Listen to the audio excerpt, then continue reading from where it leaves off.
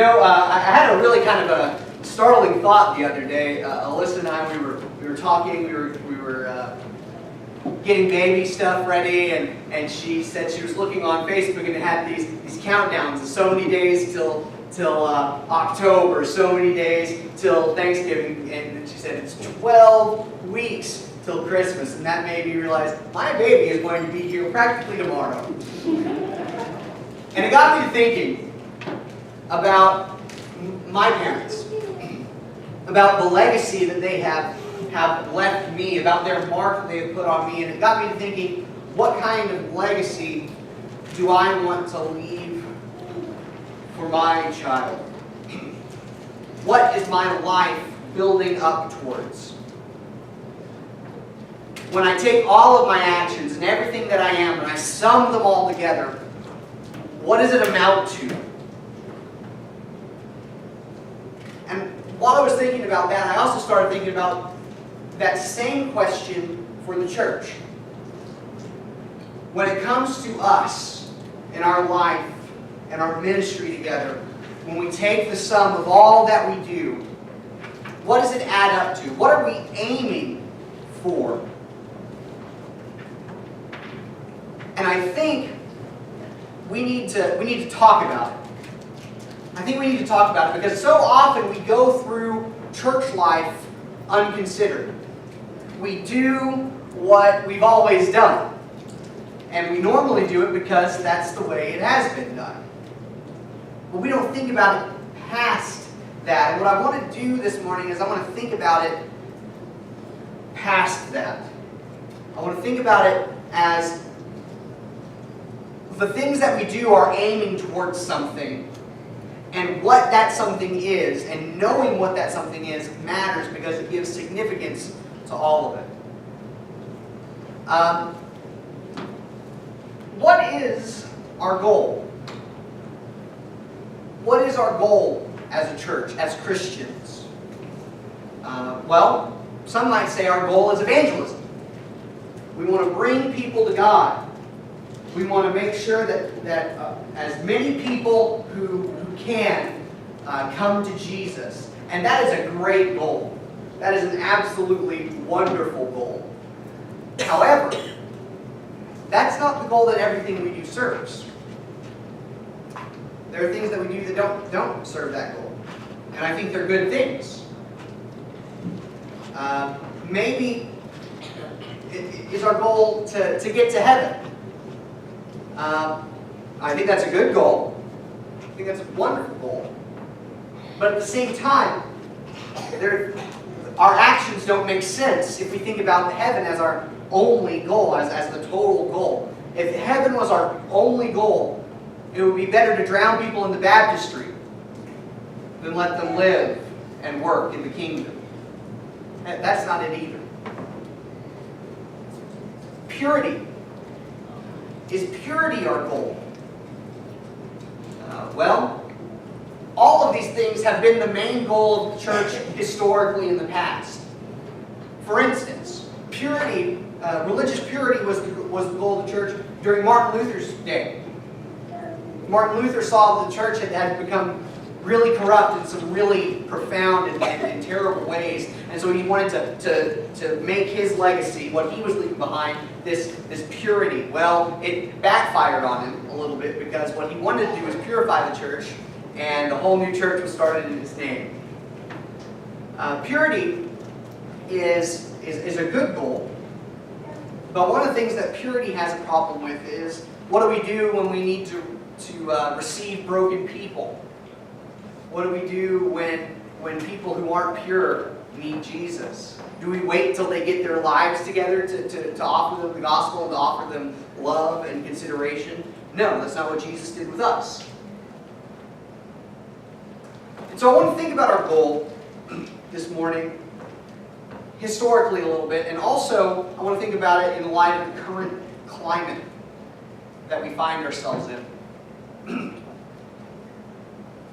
When the churches of Christ were started kind of as a movement in the early 1800s, the main goal was unity based on the Bible. That was their main goal. They wanted to be unified Because what the people saw were people who wouldn't take communion together based on little doctrinal differences or a different creedal statement. If you couldn't say the creed exactly as they wanted you to, then you couldn't take communion there. And there was this breakdown of the fellowship of the believers. And people were so pained by God's body being divided that they wanted to bring everything together. And the best way they could figure out how to do that was to base things on the only standard to which everybody agreed, which was the Bible. They say everybody accepts the Bible as authoritative, let's base it on that. Well, shortly after that, we moved into a different kind of goal. Unity became a secondary goal to religious purity. We wanted not just to be unified based on the Bible, but to get the Bible right. And if you didn't get the Bible right, then that was less important. The fact that you didn't get the Bible right was important enough to where disunity would creep in again for these people. What's happened recently, in, let's say, the 70s, 80s, we had a big push for evangelism. We had, not just in our fellowship, in the other denominations, you had things like the Crusades, these revivalists who were all about trying to get people in the doors. Well, the problem they found with that was they could get them in the door, but they couldn't keep them. They would save 300 people at a revivalist meeting, Billy Graham would say, and then about 7 of them would probably stick coming to a church. The world is changing in ways that are profound. In the 70s and 80s, the question was not do you go to church, but where do you go to church for the most part. It was still a primarily Christian environment. Nowadays, in my generation, you are more likely to be non-Christian in the United States than you are to be Christian. Christianity has become the minority position in my generation.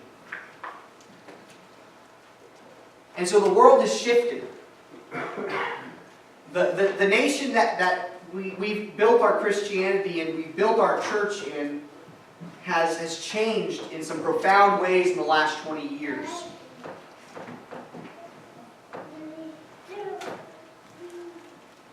One of the things that's made things difficult is we have so many of these, in my generation and further, these people who claim who are called the nuns, who pick no religion. Secularism is a growing position to take. And so the church is kind of caught in a weird spot because all the things that the church used to do, gospel meetings, these old tactics to bring people in aren't working. And the problem is, for most churches, numerical growth has been the standard of success. That has been their standard. If we're growing in numbers, then we're succeeding. If we're not, we're not. And what's happened is that standard of success in a world that's changing to where Christianity is not the default position and less people are Christian is just not tenable anymore. And so what do you do? What do you do when your standard of success has been stripped away from you? What do you do when what you thought you were going towards is no longer what you really can hold on to? To examine that, I want to look at the people of Judah for a moment. When God brought judgment against the people of Judah through the nation of Babylon, they had their world rocked. They thought they knew who they were. They thought that they were God's chosen people, that they were blessed by the throne of David. They had the temple where they could worship God. They had these markers of identity, their holidays. They were able to celebrate them freely because they had the temple, and they could offer sacrifice and live life as they wanted, and that was it. That was the way that they understood themselves. Well, then the Babylonians come and sack Jerusalem, destroy the temple, cut off the line of David. And they drag them into captivity, and they're stuck. They don't have their temple. They aren't able to celebrate their feasts like they used to. They're cut off from many of their family members who would have died in the siege. They're cut off from their history, from who they were. And so they undertake a huge project to kind of understand themselves. And out of the Babylonian captivity, when they come back, they're not the same. They're completely different. They have these things called synagogues that they start meeting in. Their faith has changed forever because of this experience. And in that space, God speaks to them. In Isaiah 43, Isaiah has this vision that's kind of like a divine courtroom. And God sits as the judge. He says, "Bring out the people who are blind and yet have eyes, who are deaf and yet have ears. All the nations gather together and all the peoples assemble. Who among them can declare this and show us the former things? Let them bring their witnesses to prove them right, and let them hear and say it is true." And so God says, I want to bring people out who are going to testify about the things of the world, to tell me how things are from everywhere, from all the nations, all the peoples. I want to hear from all the peoples their version of the world. I want to hear from all the peoples what they think is going on.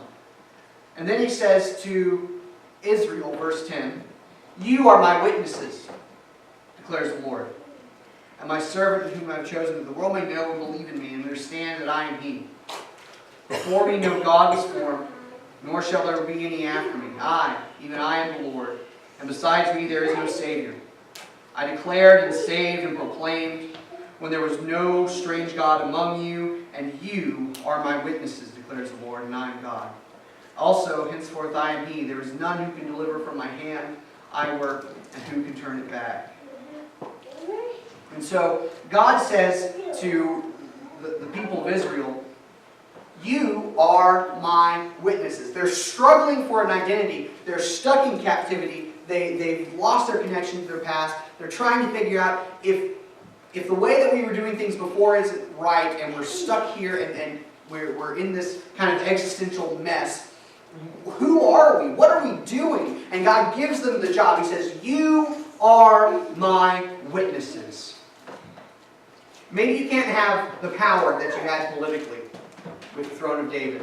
Maybe you can't have the kind of expression that you had in the temple about who you were. Maybe these identity markers that you held on to are not the solid footing that you thought they are. Maybe you can't change the Babylonian Empire and make them worship God. But you know what you can do? You can be a witness for me. In the midst of all these other testimonies about how the world works and who is the true God, you can witness. You can speak the truth. You can be an example of the way that leads to peace. Now, the kind of issue is, here in Isaiah, it's a hard thing for them to grasp.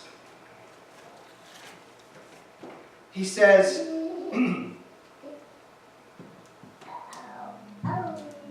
think not, verse 18, remember not the former things.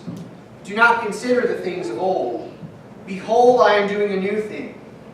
And now it springs forth. Do you not perceive it? I will make a way in the wilderness. I will make rivers in the desert. The wild beasts will honor me, the jackals and the ostriches, for I will give water in the wilderness and rivers in the desert, to give drink to my chosen people, the people whom I formed for myself, that they might declare my praise.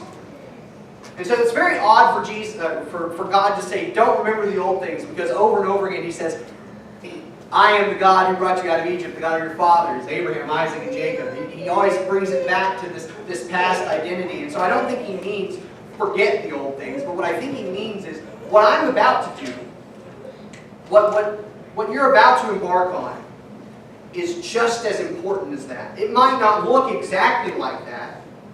What I'm doing in your life might not look exactly like it looked in the past, but going forward, I'm going to do something just as great. And you need to be ready for it. And he says, I'm going to put water in the desert. I'm going to do things that you wouldn't believe if you'll just be my witnesses. Now, this is important for us. Because I think one of the problems that we have as a people, just in general, is we like to have security in the way that things work. We're really not comfortable in letting things go in a way that kind of puts us out there, kind of makes us vulnerable. And yet God says, you're my witnesses. You are my witnesses. Now, being a witness is the same thing no matter what circumstance. You live life truthfully. You live a life that honors God. And you speak, you use your words to honor God in your life. And yet, the way that is accomplished can change drastically depending on the circumstance. You know, the Christians, the early Christians in the Roman Empire, it wasn't until the year 300, really, that the religion explodes in the Roman Empire and touches every corner. For the most part, their job was living as an oppressed minority in the Roman Empire, just speaking the truth and hoping someone would listen. And that's a good enough goal. In fact, without their testimony, without their faithfulness in a time that was hostile towards them, we would not be here. Witness is good enough. It doesn't have to touch every corner of the empire. And so you might be thinking, well, if we are to be witnesses, where do I start? I think our scripture reading this morning in Acts 1 gives us a pretty interesting way to think about it. These are Jesus' last recorded words to his disciples. Starting in verse 7. Jesus said to them, "It is not for you to know the times or the seasons that the Father has fixed by his own authority, but you will receive power when the Holy Spirit comes upon you, and you will be my witnesses in Jerusalem, in all Judea and Samaria, and to the ends of the earth." And when he said these things, they were looking up to him. He was lifted up, and a cloud took him out of their sight. And so Jesus says, you will be my witnesses. And then he lists some geographical areas. He says, Jerusalem, Judea, Samaria, and to the ends of the earth. And so Jerusalem is kind of where they are. I think Jesus expects you to be a witness where you are. In your family. At your job. In your social circles. I think Jesus expects you to be a witness there. And I think he expects that first. That's where you have influence. I mean, there are people that you can influence for good in ways that I never could because I'm not there. He says, first, be a witness where you are. Be a witness to your husband, your wife, your children, your grandchildren, your friends, your co-workers.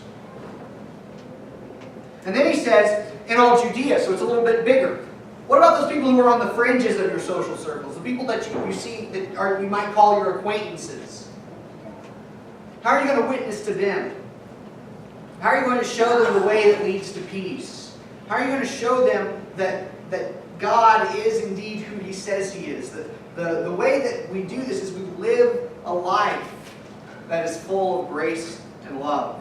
And so are you going to show grace and love to people who are on that outer fringe? It's a little more difficult. It's a little more difficult. But it's where you go next. Then it also says, if you get that figured out, if you've got that down, Samaria. Samaria is a place that's close by, but it's people who aren't like you at all. People who are even hostile towards you. And I don't know about you, but it's hard for me to talk to people who aren't like me. Who are not interested in any of the same things I'm interested in, who are just maybe generations removed from me. It's a difficult thing to communicate and be an effective force for change across those kinds of lines. But if you can get your inner circle figured out, if you can get your outer circle figured out, it's a time to cross the aisle and live genuine life. And then it says to the ends of the earth. And that's really interesting because what happens is, I think that the way that social networks work, and I'm not talking about Facebook, but I'm talking about actual like social networks with your friends. I think if you go like 3 different people, you're already connected by a social web to over 3 million people. Because each of those people knows about an average of 10,000 people. And each of those people knows about an average of 10,000 people. And that's going to add up very quickly. And so, this way that we work, this way that we witness to, permeates very quickly through life. But it also permeates through time. What you do, the way that you live your life, will affect your children and your grandchildren and your great-grandchildren and your great-great-great-grandchildren and all the way down in ways that you can't possibly imagine. That is both encouraging because it means what you do matters, but it's also incredibly frightening because it means what you do matters. And so this morning, I want us to embrace our calling as witness. People might not listen to us. We might not have evangelistic success like we would want, but that does not make us a failure. That does not make our goal unattained. What we can do is we can be a community who loves each other in grace and truth and demonstrate that to the world. It starts with your family. So if your family isn't in a good place, you need to work on that. Then it moves here. And here we can work together to be that collective witness in the world. Now it hurts to maybe let go of some of those old goals that we might have thought were our ultimate goal. But at the same time, God calls us in every circumstance, whether it's in the lap of luxury in Jerusalem with the temple still standing and David on his throne, or in the oppressive, terrible experience of Babylonian captivity. The call is the same. And if we keep that central aim right, all things fall into place. Jesus says it this way: seek first the kingdom of God and His righteousness, and all these things will be added to you as well. So this morning I want to ask you, have you been a witness lately in your individual life? Maybe you need to work on the way that you are with your family, with your spouse, with your children.